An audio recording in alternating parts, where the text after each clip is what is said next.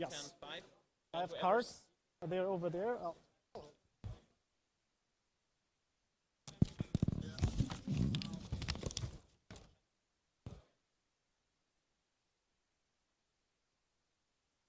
Bring up these cards.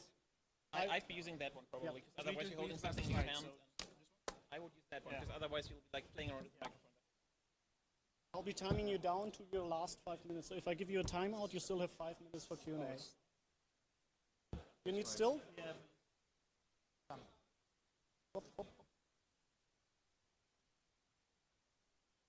Signal Engel sitzt schon oben im Audio.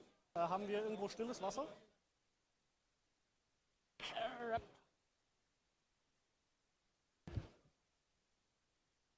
Ah.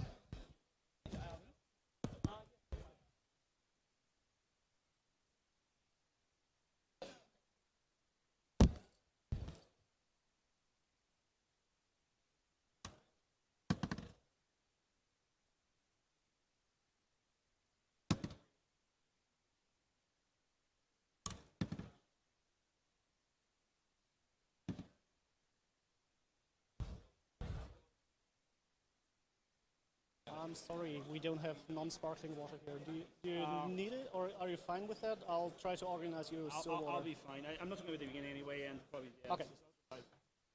Okay. How do I pronounce your name? Nickname Markan. Markan. Yes, Markan Comics and Ben. Ben. Yeah. Yes, only this one laptop.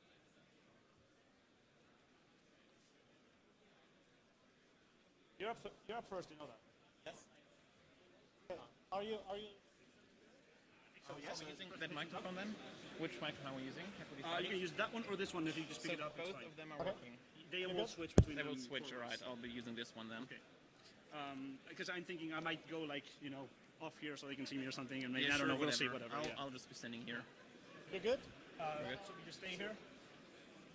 Probably, yes. Yeah. I mean, yeah, sure. Yeah. So just stay there. Maybe not behind him, so they can see us or something. Okay, everyone, welcome to this next talk, Console Hacking 2013, by Sven, Martin, and Comics. Please give a warm round of applause to our speakers.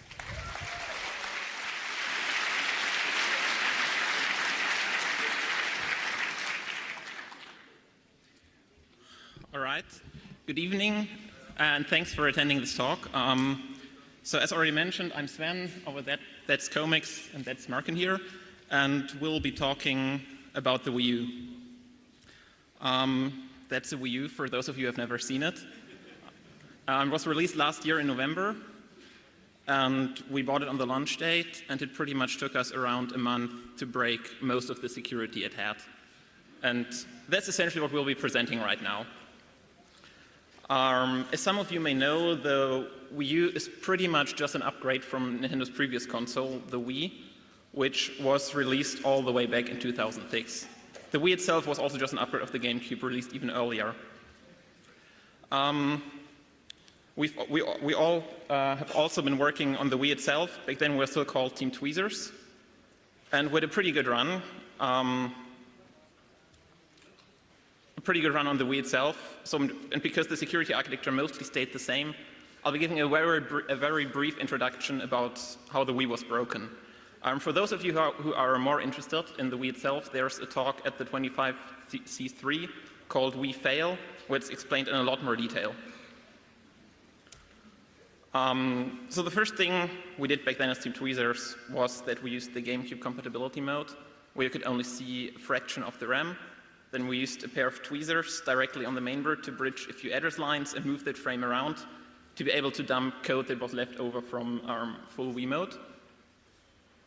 And back then, probably the most prominent bug was that they used a string comparison function to compare a binary hash in all of their signature verifications, thus rendering them completely useless.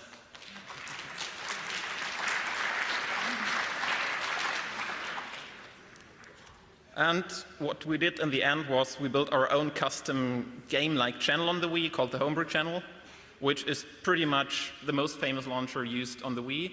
It's installed on around 5.2 million Wiis, and we later ported over to...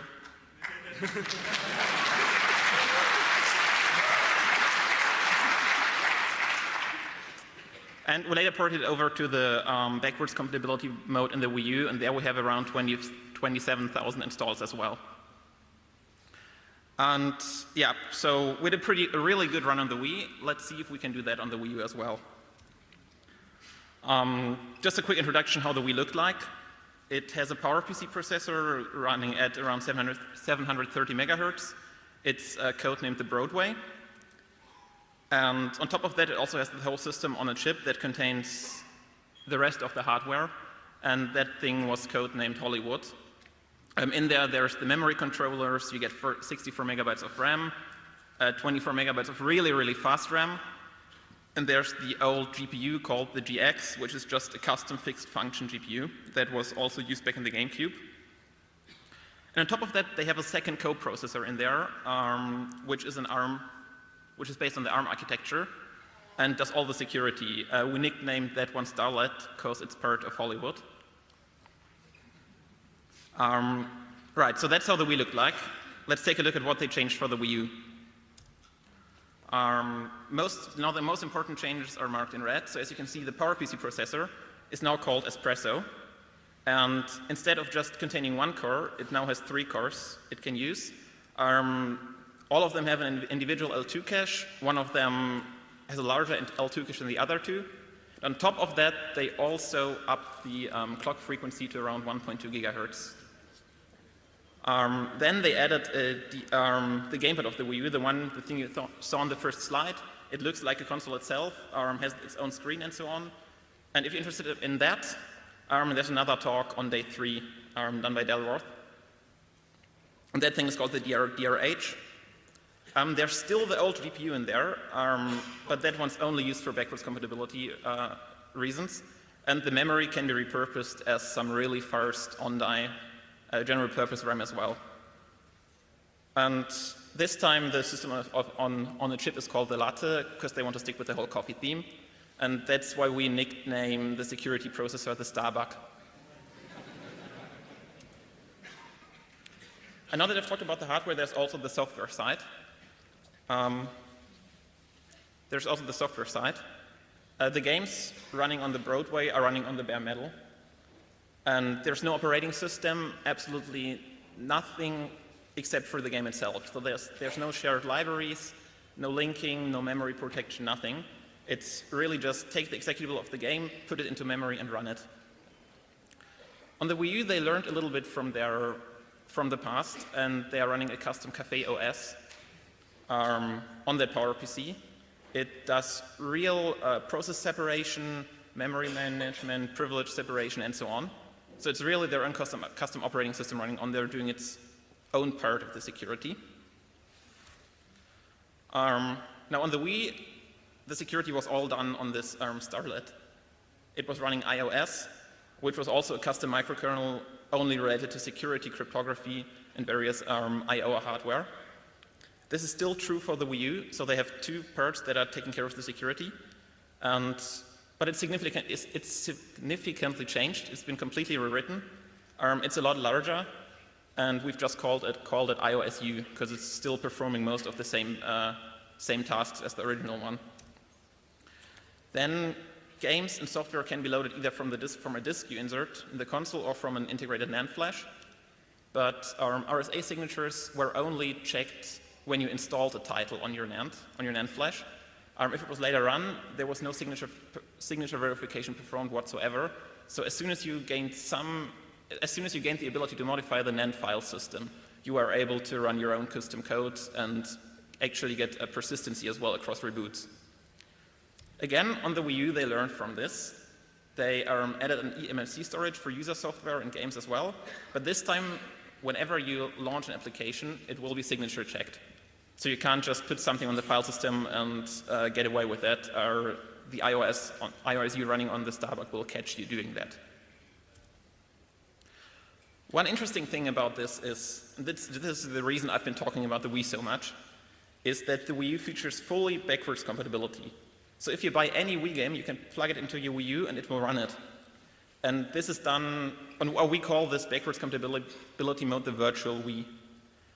And the interesting thing is that we have this software called the Wimpersonator, which all it does is it pretends to be a Wii, connects to Nintendo's update servers, and tries to get the latest software version, downloads them, and stores them on your computer. And we ran this even before the launch, and figured out that there's a new console type there, which was the backwards compatibility Wii mode. And while we couldn't decrypt any of the data that was downloaded because they changed all the keys around, we could see that the hashes of certain files still stayed the same. This was what you see in the bottom there, like info 00002 is already in cache. So this means that the Wii backwards compatibility mode is not emulated or anything like that. It's actually sandboxed. So they just turn off all the new hardware, then switch back to Wii mode, and it's running mostly the same software. There's been a few tweaks here and there, but we have the code for all of this. And iOS was also kind of like a Swiss cheese. So if you just looked at any kind of function, you would probably find an exploitable bug in there. So we could just use one of those old things to break into the virtual Wii. Just to understand at which point we break in, here's how the Wii looked like. So you had the Starlet, the security coprocessor, which would boot from boot 0. That's an on-die ROM, which can never be changed. It would chain load boot 1 and verify the SHA-1 hash against a hash stored in fuses. Boot 1 would then perform a full RSA signature verification on boot 2, which would later chain load to the system menu iOS. And only at that point is the PowerPC enabled. Before that, the Broadway, which is the PowerPC, was hold and reset. So until then the system menu boots, and it just performs a hard reset, jumps to the system menu. Then the system menu, which is like your default home screen, the user maybe clicks on some game he wants to play, and then iOS will reload to the one required for that game, and the PowerPC will be reset again. So all the handling is all done on the ARM CPU. The PowerPC is really only running the games itself. And since we're in the virtual Wii, we expected this to be mostly the same. The only thing we didn't know is how the system menu iOS eventually ends up running. We just know that it does end up running. And there's still the hard reset happening if the system menu boots. But there's been a small change. Because if you boot a game, it will not be booted directly. It will first boot a different title from NAND, which then chain loads the game. So this is odd, because it should be working mostly the same. But as it turns out, if we try to boot the PowerPC with our old code, we never get code execution. So we use the old thing, we reset it, point it to the right memory location, but nothing happens. And then if you take at the binaries that are launched by the new virtual Wii iOS, they seem to be encrypted. And there are also 2 new encrypted binaries, which are the special NAND loaders. And they can be booted directly. There's no decryption happening in iOS or anything. It really feeds those encrypted binaries to the PowerPC. And through just a little bit of experimentation, by trying to load those binaries, changing bits here and there, we figured out that the Espresso, which is the PowerPC with 3 cores now, will only boot if you feed it an encrypted and signed binary. So they added an additional layer of security there. You can't just take over the PowerPC as soon as you own the ARM processor. You still have to figure out a way how you can get in there. But this means that there has to be some kind of code running on the PowerPC that does all this. So there's an additional boot ROM on there. Because this format for the binaries is new and the princess is always in another castle, we call them the uncast images. So here just what I just mentioned, it checks how the boot process works. It checks if the target title is the system menu. If it is, it loads the encrypted one from the NAND. If it isn't, it will be proxied through those new special encrypted titles. Yeah, so this is how the chain of trust will actually looks like. There's an additional step for the boot ROM in there. And, right, so there's an additional step for the boot ROM. Everything has to go through there. But what we can do now, we can break into iOS using one of those old bugs we still had around from the Wii days. And then we can just sit there, we can read all the memory. The ARM processor has access to the same memory as the PowerPC.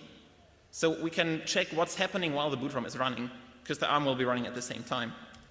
The first thing we noticed was that the signature and hash of the image is verified before it's being decrypted, which makes sense. On top of that, the image is decrypted in place from the beginning to the end.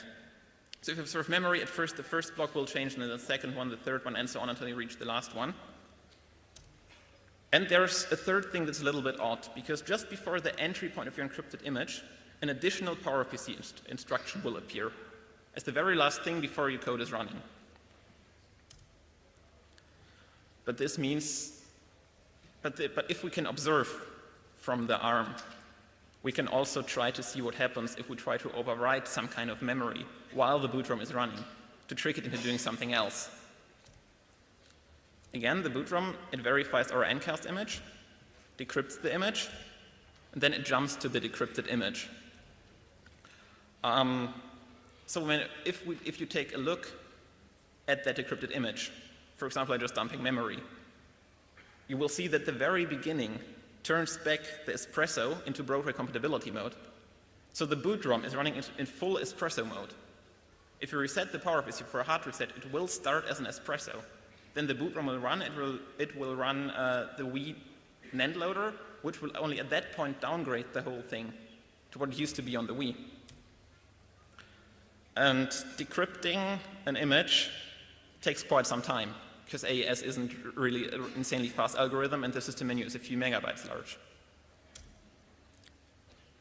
So what you can do is you can race it. So you reset the PowerPC and wait until the very first instruction has been decrypted. So you just have a very tight loop that's checking, is it still the same, still the same, still the same? As soon as it changes, you overwrite the decrypted instruction with your own code. And the very first block is never verified again by the ROM. Just verifies the whole thing at the beginning. So this is a classic time of check to time of use. The result is you overwrite the first instruction, so that means you're on unsigned code. And on top of that, you're still in virtual Wii mode, so it should be a Broadway, but it isn't yet.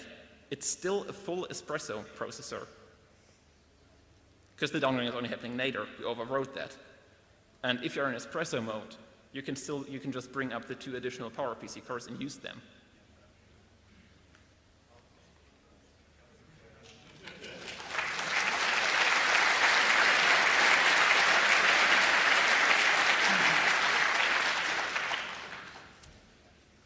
Now what this means, this isn't even an exploit. This is a complete design flaw.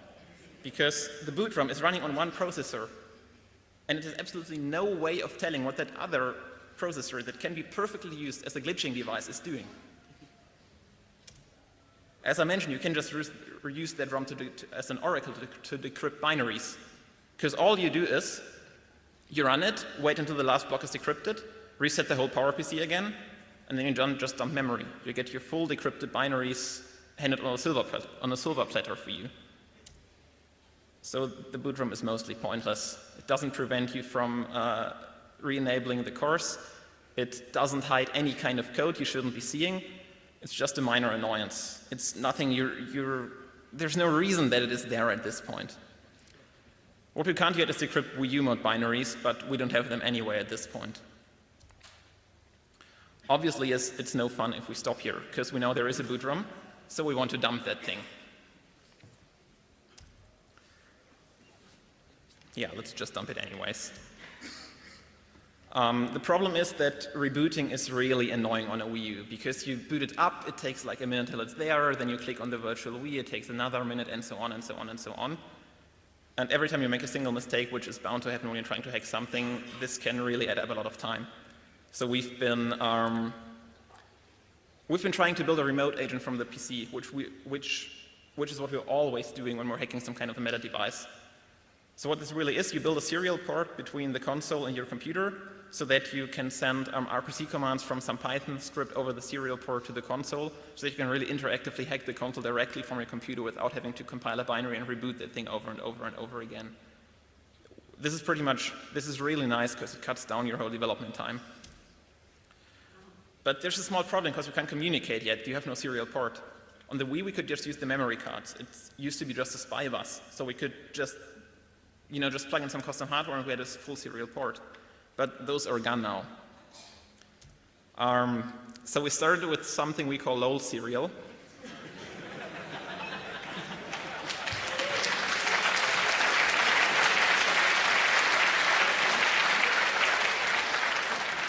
I mean, the picture pretty much shows what it is. You can turn on and off the serial, the sensor bar, which is just a bunch of infrared LEDs. You can turn them on and off from our code. So you can just bit bang serial over that power line. It's really slow. It's only an output, but it's good enough for you very early printf debugging. Let's take this a step further with this really awesome thing called get2HCI. So this is a really, really questionable OHCI stack. It essentially supports one single FTDI device that should already be plugged in when it's running, and otherwise it will just completely fail. It can also only send one type of messages, but to get a bidirectional I/O working. You don't even need to open your console. You just plug it into the Wii U's USB port, hook it up to another FTDI chip, hook that up to your computer, and you have your serial console. But that's still slow. And even worse, we didn't even open up our console yet. Our warranty is mostly still intact. So let's use our final solution, which is the GPIO Gecko, and that's the one we're still using today. The USB Gecko is an old device that we used on the Wii. You could plug it into the memory card slot. This time we just found some random GPIOs on the mainboard, and we're now bit-banging the Wii's memory card protocol over those GPIOs so that we can reuse the old hardware to get a really fast serial console. And most importantly, the warranty is finally void.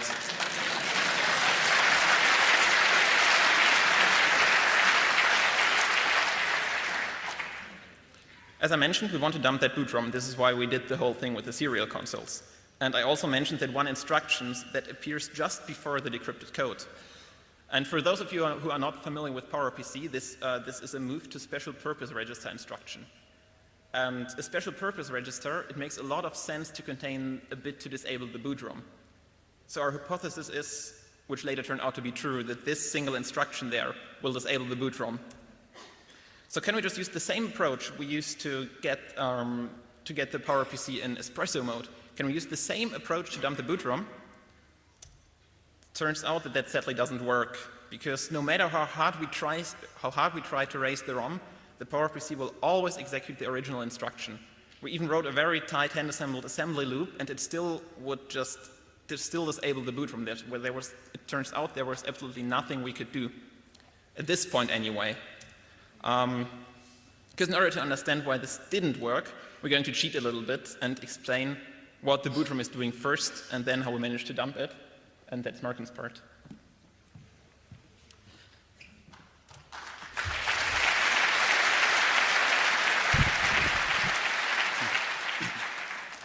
Okay, so I'm going to take you through a boot ROM walkthrough.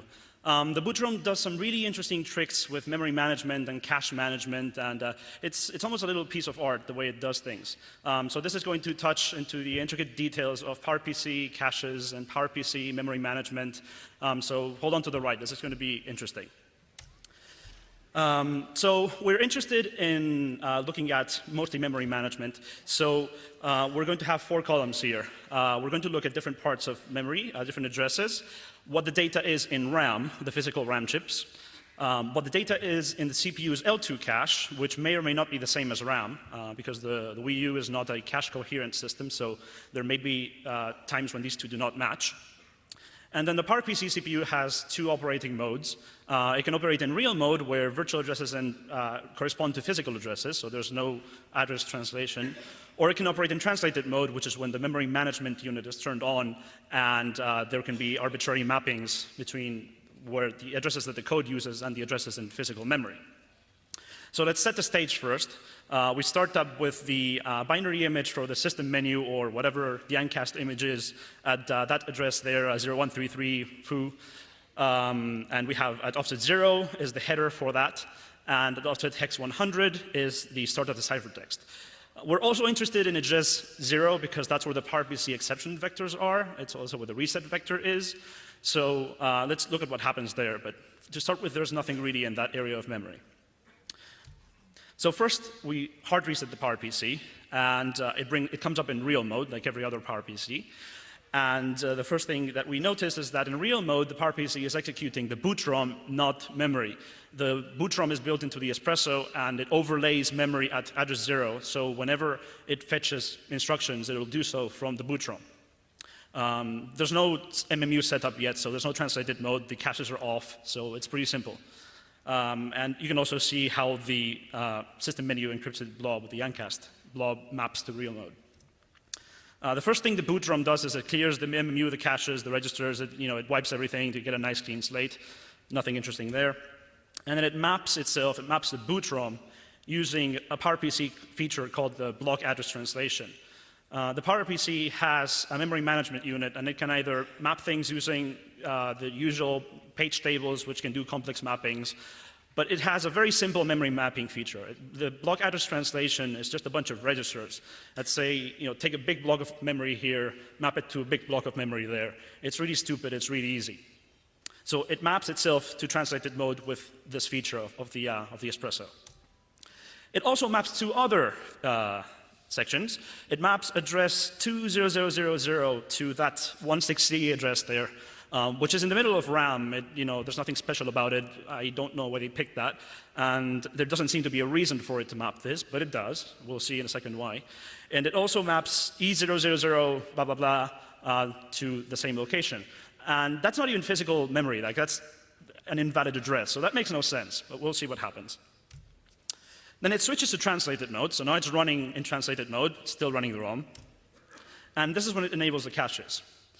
Now you'll notice the really interesting thing here is the L2 cache column is now clear because that's initialized and empty.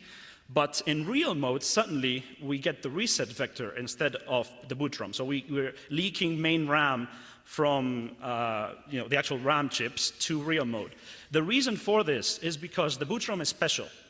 It only works when you perform uncached memory accesses. So if there's a cache in the way, you don't see the boot ROM anymore. And the reason why it works in translated mode is because when it set up this BAT mapping, it did so with caching inhibited. There's a bit called the I bit. And that forces it to keep bypassing the caches for the boot ROM. But in real mode now, we're back to main memory. It also enables a feature of the Espresso that goes way back to the GameCube days called the locked L1 cache. The L1 cache is 32 kilobytes, split it down the middle, and it sets up 16 kilobytes as a dedicated on-chip memory that only it can see. It's only useful for data. So now it has 16 kilobytes of private RAM mapped at this E00 thing, which explains that. Now the next thing it does is it sets up exception vectors that just infinite loop in memory. It uses a temporary mapping for this. And the reason for this is that in case something happens and it ends up executing an exception vector in RAM, it doesn't want to fall through and execute code from a random place in RAM. So it just sets up instructions that jump to themselves at that address, and it's an infinite loop. So now, up until this point, the boot ROM is running with no stack, no nothing. It's all hand-coded assembly, really low-level stuff. Now that it has memory that it can use privately, it sets up a stack, copies its data sections, gets prepared to run real code. But before this, it copies itself. And the reason why it does this is because the boot ROM now is running in uncached mode because it has to be uncached. But it's a crappy, slow boot ROM that isn't, very far removed from the cores. You don't want to be running crypto code from a crappy, slow memory. That'd be terrible. So it makes it a copy to this address, 20000. And you're thinking, well, that's going to copy the boot ROM to RAM. But it doesn't, because when it copies itself to that address, it mostly ends up in the L1 cache. Because the cache, of course, will try to cache the values before getting them evicted to memory. Then it uses a really neat trick to flush that L1 cache into the L2 cache. It basically just writes a bunch of garbage to the L1 cache that is guaranteed to evict all the cache lines, send all that data over to the L2 cache. But it can't just flush it with a normal flush instruction, because then it would load to RAM, and we don't want the boot ROM to end up in RAM. So it's using this really hacky trick to keep itself from going to RAM while using the L2 cache as memory, which is not designed to be used as memory. And then it just jumps to this new location, and that's what starts doing the main execution. It copies the AES keys from the secret fusers or OTP to the private memory. It disables those keys to make sure nobody ever gets access to them again. It will hash and decrypt the image.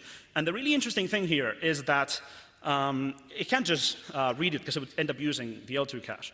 So it goes back to another feature of the GameCube where it has a DMA engine that can copy data straight from external memory into and back out of its locked L1 cache without doing anything else, without going through the L2 cache or anything. So it's moving data between that red square there and on the bottom right corner where there is a DMA buffer. So it does that with a header, it checks the signature, then it hashes and decrypts the ciphertext, and it's doing this by ping-ponging data through the locked L1 cache, bypassing everything else. So now it jumps back to the boot ROM, it's done. Presumably the hash check succeeded, so if it doesn't, it just locks up. And now that everything is ready, it can clean up. It jumps back to the boot ROM, not the copy. It wipes this section where it was keeping its own copy of the code. And it makes sure that gets wiped in L2. It wipes its data in locked L1 cache. It unmaps all of this. It's just undoing, basically, the startup process. And finally, it maps the payload. So up until this point, the ciphertext or plain text section wasn't even mapped in translated mode, so you couldn't see it except through this DMA system. But now it's mapped. And the next thing it does is it disables and invalidates the L1 and L2 caches. So now all the data that used to be there is completely gone.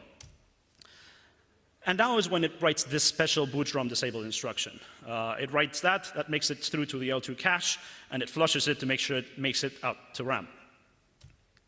It jumps there, and at the point where it hits this instruction, the boot ROM is disabled permanently, and it starts running the payload code.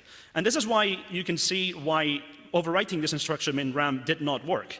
Because even if you overwrite this instruction in RAM, it's still in the L2 cache. The plaintext is not in the L2 cache because we DMA'd that. So if you erase it there, you can gain execution. But that one instruction at FC is in the cache. It doesn't matter what you put in RAM, it still runs the disable instruction. So this is really clever.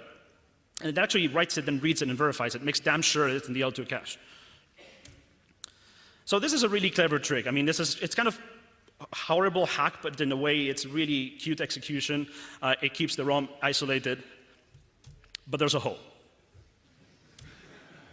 The PowerPC has two external reset lines. One is called H-reset, which does a full hard reset of the chip, runs the boot ROM again. It's like starting from scratch. The other one is S-reset, which is a soft reset. Basically, this is really just a non-maskable interrupt. It just makes the PowerPC take an exception to its reset vector, but it doesn't really clear anything. It doesn't re-enable anything. Both of these are controlled by the starbuck. They're just bits in a register we can turn on and off to bootstrap the PowerPC. They're separate bits. So we come to the S-reset hap. What happens if we assert S-reset, if we reset the PowerPC, the Espresso, while the boot ROM is running? Well, if you just pick a random point, let's say when it's hashing and decrypting the ciphertext, we assert S-reset. Whenever it takes an exception, whenever you get an interrupt, or in this case, a soft reset, it switches back to real mode, but it's got this annoying infinite loop instruction there. So all that's going to happen is it's going to get stuck in an infinite loop. Even if we change RAM, we make it jump to our own hack code, to our own dumper, whatever, it's still in the cache. So we have the same problem. It's still going to get stuck in an infinite loop no matter what we do to RAM. But what happens if we wait a little bit? So at some point, the boot ROM is disabling and validating and re-enabling the L1 and L2 caches. So at this point, the L2 cache is empty. If we change RAM to jump to our dumper code, suddenly that's visible in real mode now because the cache doesn't have that data anymore. Then we assert S-reset, and then the PowerPC jumps to our code, and since the boot ROM is still mapped, we can just read it.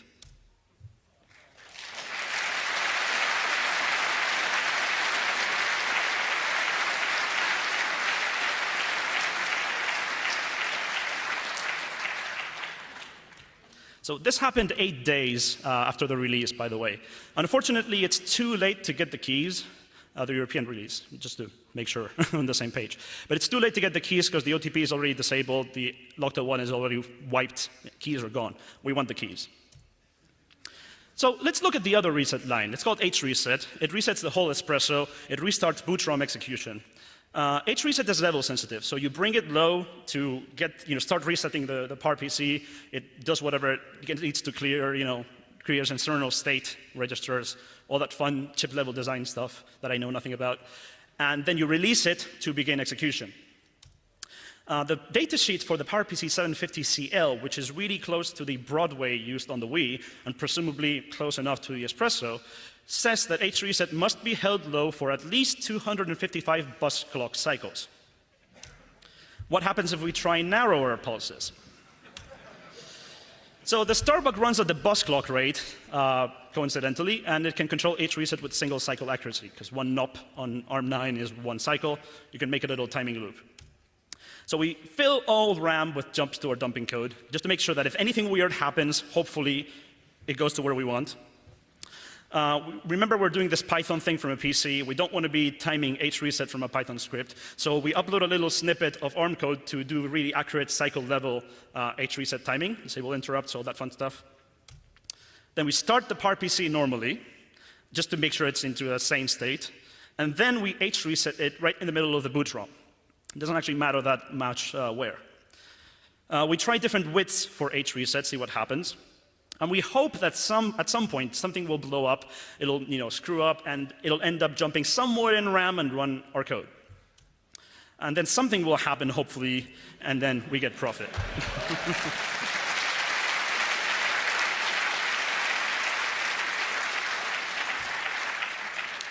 So, what happened? Well, the PowerPC crashes if we do a very short period. For a very long period, it restarts normally. If around the middle, it just fails and deadlocks. But for one of two specific pulse widths, really weird stuff happens. And the widths vary from unit to unit. It's an analog thing. It seems to be running our code, because we got some response from our dumper. But let's look at a cat version of the PowerPC.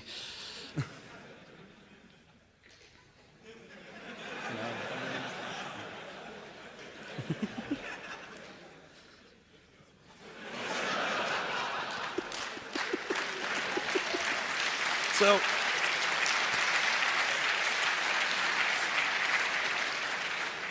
it's running, but something screwed up real bad. It's skipping instructions. Sometimes it doesn't issue writes to memory. Like, we're dumping stuff, and there's stuff missing in the dump, and it's like the registers are offset, and some of the values are weird. It looks like some functional units in the core are totally fucked up. I have no idea what's going on, but it's really fun. It's running our code. But drunk is good enough. Because all we have to do is read each keyword and write it to memory 4 times and cross our fingers and then look, that one, that one, that one, that one. And we have our keys.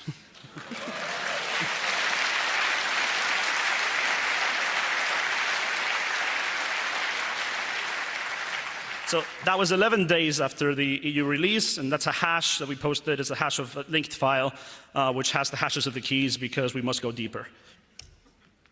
So the Espresso is pawned in virtual Wii mode. Time for the Starbuck and Wii U mode. The Wii Starlink has boot 0, which is this boot ROM that boots the Wii. The virtual Wii doesn't have a boot 0 because it runs from Wii U mode. How does Wii U mode boot? We have no idea. We can't find out from virtual Wii mode. Or can we? So on the Wii, boot 0 was mapped to that address. It gets disabled by boot 2, not boot 1 for some reason, by writing to a hardware register. That register is not clear only. You can re-enable that register. Probably see where this is going. It still exists in Wii mode for compatibility, because iOS clears it and all that stuff. What happens if you set the enable bit again? While boot 0 appeared, it does not look like the Wii boot 0.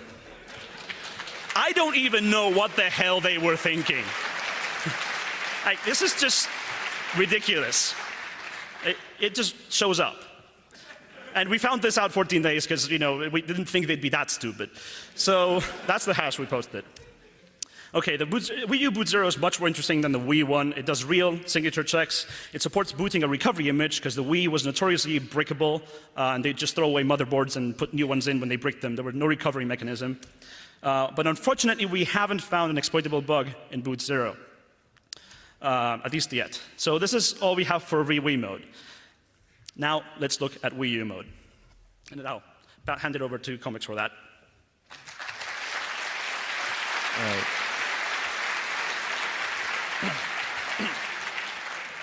So, according to the paper that just got pulled up, it doesn't seem we're getting the full hour here, but I'll try to hurry here. So, how to pwn Wii U mode. So for virtual Wii mode, there was a lot of reference to go on. There was all the old software, and we could see how it changed. There's the hardware, all of that. But that was only able to go so far.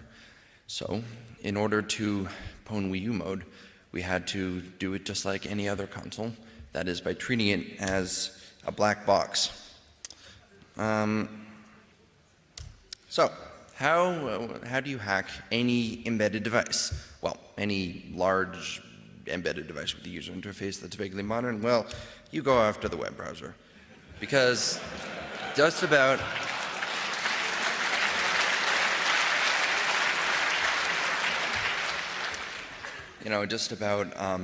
just about everything uses WebKit. WebKit is LGPL. They have to provide the source.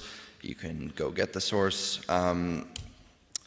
It's not like we care very much usually about what's actually in the source. It's usually almost identical to some version of SVN, but we can look at the changelog and see, well, how old is this? And because WebKit has vulnerabilities fixed constantly, so if it's old, and for embedded devices often is, we have a huge menu to select from.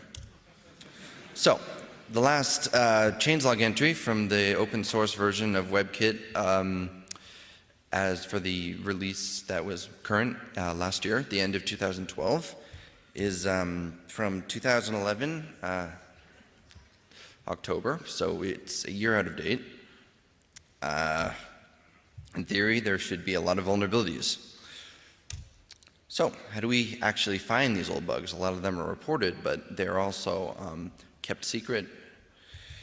In fact, well, with some other projects, once the bugs are old enough, they get deprotected, the public can view them. For WebKit, that doesn't seem to happen. It's still, all those old bugs are still restricted. But the bug numbers are mentioned in SVN commits with unit tests for what used to crash.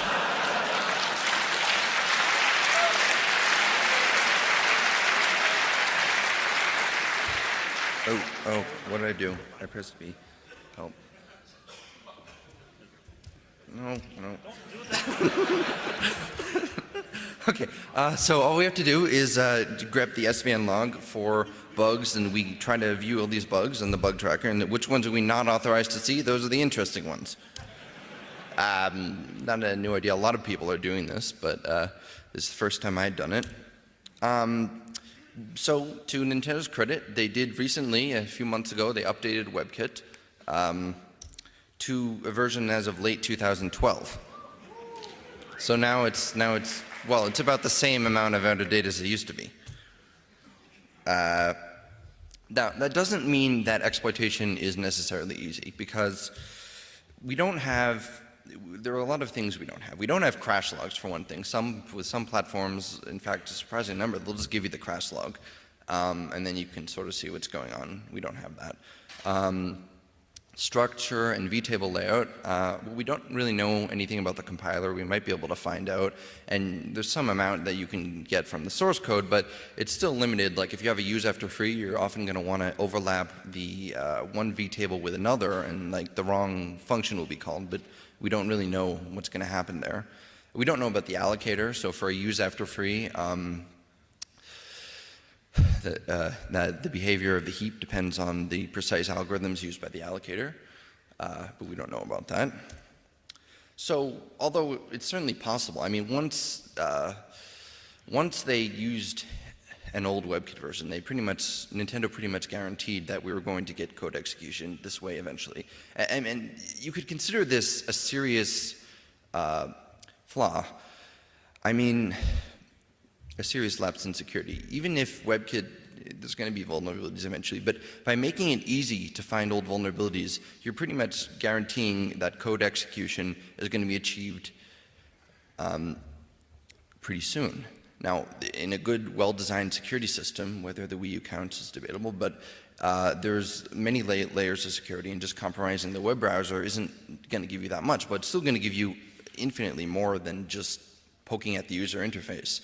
So you really should try to make this as hard as possible, and they didn't.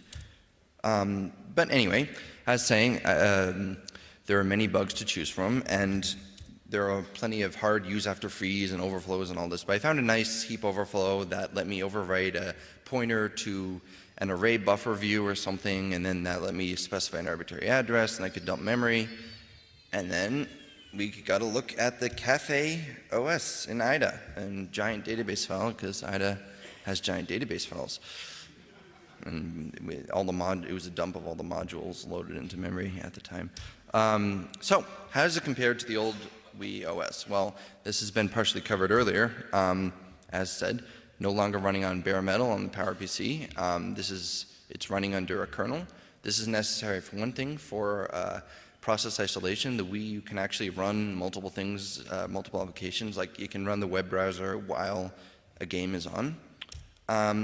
Another reason to do this is that there is kernel enforced no execute, or data execution prevention. So on the Wii, everything was just read, write, execute. On the Wii U, not only is non-code not executable, you can't jump to it, but the kernel enforces this, so you can't just say, hey, here's some memory, I want to end protect it, prod exec. No, it won't let you do that. With a special exception for the web browser.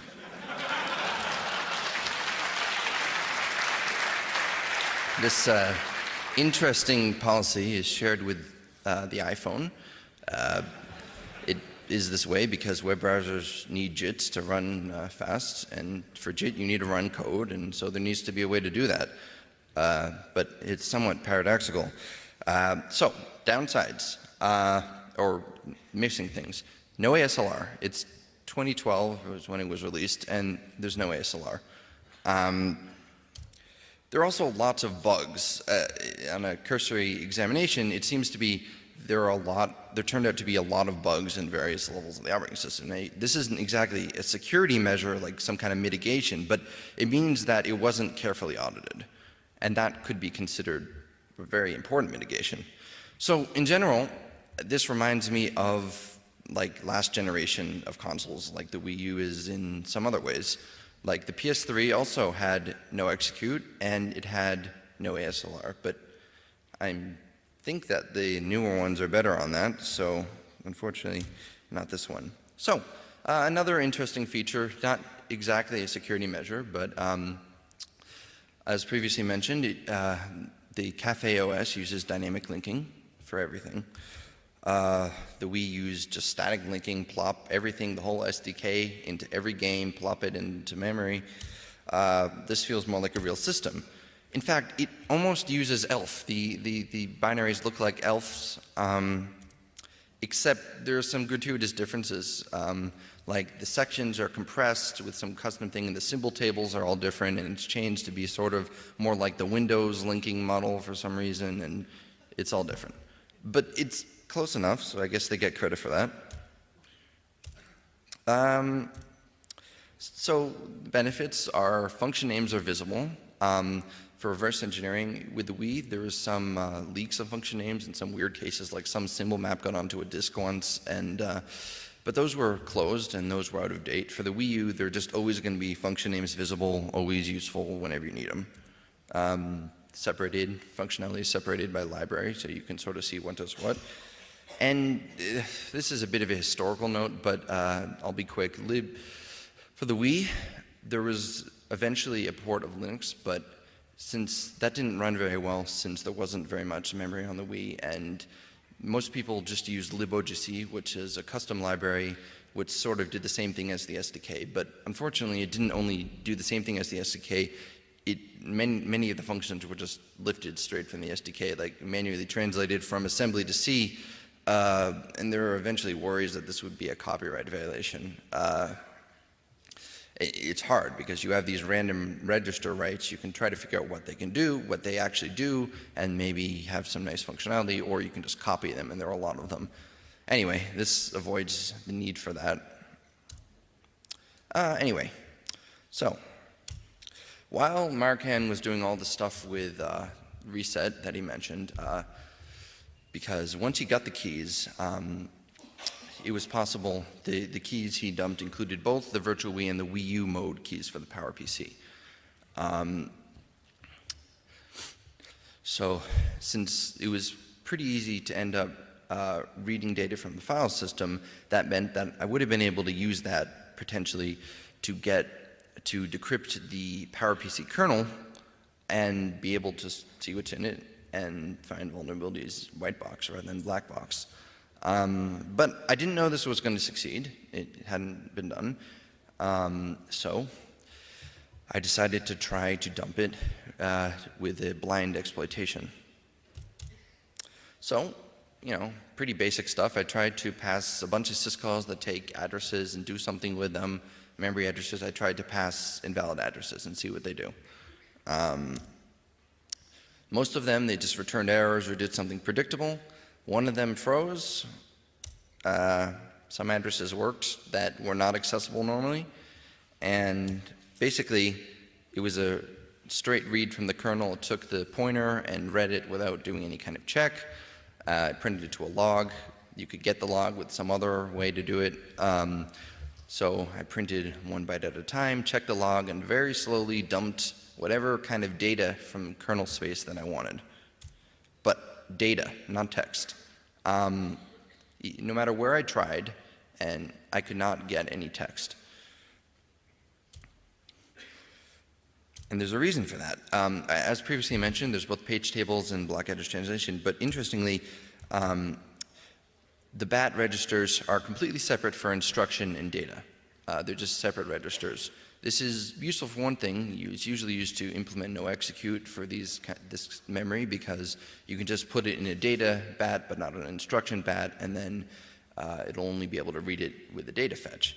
But the kernel did the opposite. It only mapped it in instruction BAT, not in a data BAT. So if you try to read from this memory with some load instruction, it won't do anything. That means you can't have any data in text, which a lot of other systems use for various things.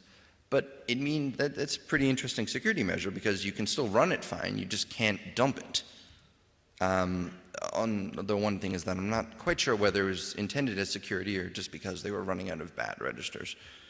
But, well, that wasn't enough though. It was nice, but eventually I was able to find a way to write data, and then I was able to do some DMA thing to dump the kernel. And I got all this nice stuff in IDA. This was useful for a few hours, I think, about that. And then Marcan showed up on IRC saying, oh, I got the key. And then the whole thing became useless, but, well, it was fun. All right, so quickly about iOS, which, as mentioned, is running on the ARM processor, which incidentally makes it automatically 5 times easier to reverse engineer because Hexraise works on ARM. I'm not sure whether that's a good thing or a bad thing. So I tried to blindly exploit the iOS userland. iOS exposes, like it did on the Wii, a sort of /dev Unix-like interface with like IO control calls and something like that. I managed to do something. I got some ROP, fun stuff. From there, I tried to exploit a different module that was only accessible from within iOS.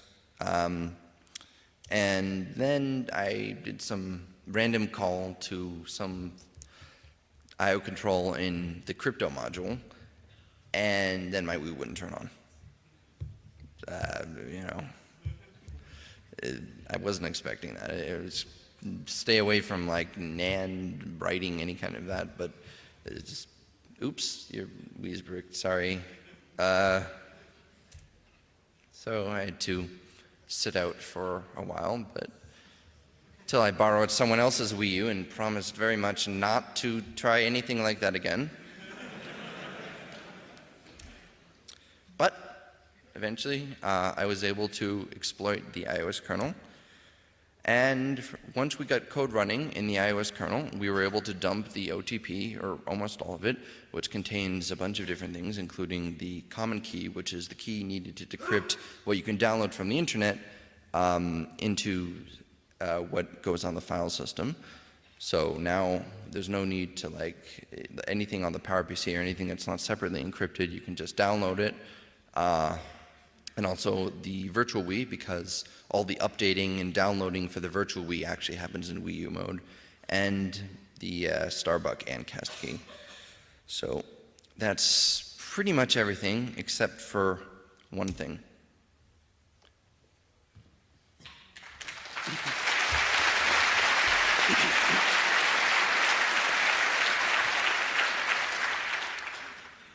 So there's one thing missing here. So we mentioned that the OTP, we mentioned most of the OTP, but not all. There's a boot1 encryption key used by boot0 to decrypt boot1. That's disabled permanently, separately, early in the boot process, and there's no way to get it back. We haven't found a way to get this key yet. We're trying some really cool stuff, some side channel attacks. Expect to hear from us if we are successful, but so far, we don't have it. What about other approaches? We don't care about Wii U software. All we want is access to the hardware for homebrew. So the question is, can we escape the virtual Wii sandbox and go back and enable Wii U hardware so we can use it? So this takes us to Cafe2Wii. Cafe2Wii is the name of the Wii U Starbuck code that switches to virtual Wii mode. It contains interestingly low-level code. It's really cool because it doesn't have iOS, it doesn't have a kernel, it's just low-level code. It has all the modules it needs. It's very dense and useful information and code to reverse engineer instead of a bunch of system call crap that we don't care about. It tells us what we have to undo to go from virtual Wii mode to Wii U mode. And now that we have the keys, the Wii U Ancast key and the Wii U common key, we can just download it and decrypt it. But Nintendo had a holiday gift for us last year. When we did this, we found Cafe2Wii is an ELF executable, of course. Run file on it. It's an executable, statically linked, not stripped.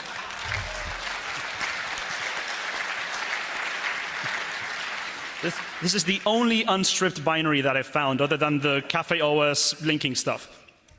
And so yeah, they left the symbols in, and they left full dwarf debugging information, including all the structures.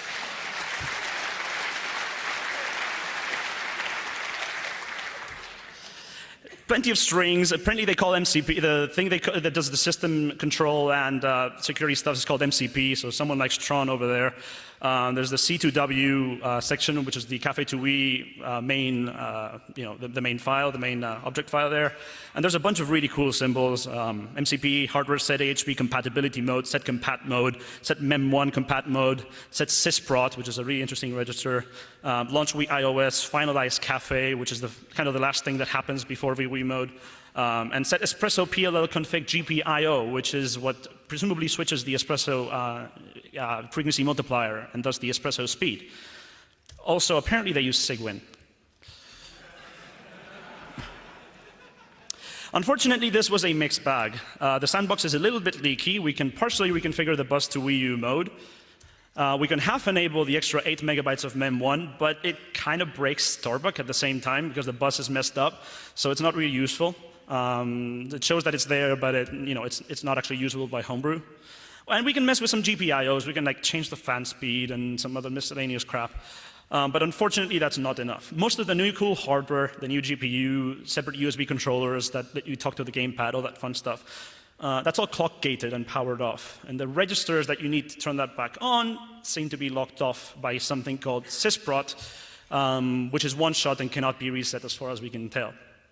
So I actually tried flipping every bit in every register in the whole area to hope that something would let me, it would turn on and let me change things, but no dice.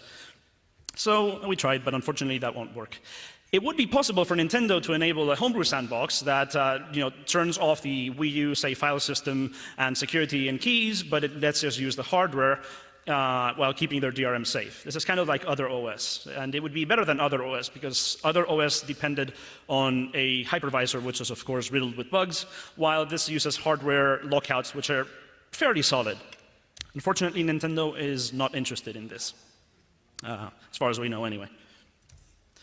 So we have a little bit of an epilogue. I wrote a blog post about this. And so, at this point, we've broken most of the security, but what remains is the work to develop the open frameworks. We need to write an SDK or port Linux or something like that. And we thought we were going to do this, and then we kind of sat on it and like, yeah, maybe tomorrow, maybe tomorrow. No one seemed to be really interested in it. And the thing is, there's an internal clash between the homebrew community and those interested in pirating games. Back in the day, when the consoles were simple, you just ran your own code and started poking registers, and it was all good fun. These days, you need a lot more code to do interesting stuff. Meanwhile, piracy is, you patch the function to load code from disk and send it somewhere else. and you can pirate games. So piracy almost gets easier with complex OSs. Homebrew gets harder. And this is kind of the conclusion that we reached, that it's possible that the return on investment isn't really worth it anymore on Homebrew, because it takes a lot of work, and meanwhile you get to watch people download games the moment you get the code execution, because someone figures out, oh look, DVD read, how about I redirect that to flash read or to USB read or something like that. It's usually pretty stupid. The PS3 loading stuff is like a few bytes, a really short function. So, with the Wii, it's really cool because everyone has a Wii and it's connected to the TV. With the Wii U, people have smart TVs. The Steam box is coming out. There's a lot of more open, easy-to-use devices that you can hack. So this is kind of the question, right? Is it worth to continue with this? I don't know. But what I do know is that we set out a challenge to tell people that we wanted to gauge interest and see if they could port Linux to the 3-core Espresso, which we could enable with that really trivial design flaw. And that's for 46 pages on this forum thread. I mean, they're trying, and I give them a lot of credit for trying, but they don't have the kind of people to really pull this off in a reasonable amount of time. We haven't really seen some PowerPC kernel developer or some old school homebrewer say, I'll do this, I'll get this working, and I really want to have Wii U homebrew. So this is where we are today. Thank you very much.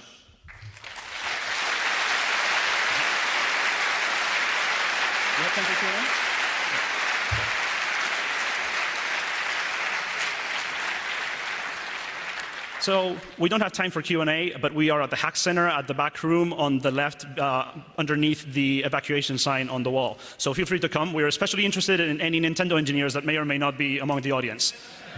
Thank you. Thanks a lot to our speakers. Please give them a warm round of applause. Also,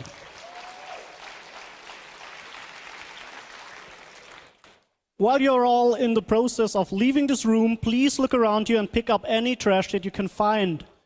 Also, if you brought in a bottle of Club Mate or any other drink, please leave with 2 bottles in your hand and drop them off at any of the crates that are all over the building. This will help our angels a lot. Thank you.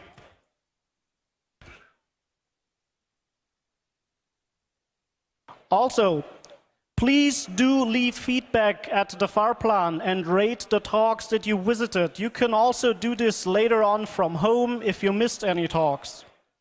This will give great feedback to our content team as well as the speakers. Thank you.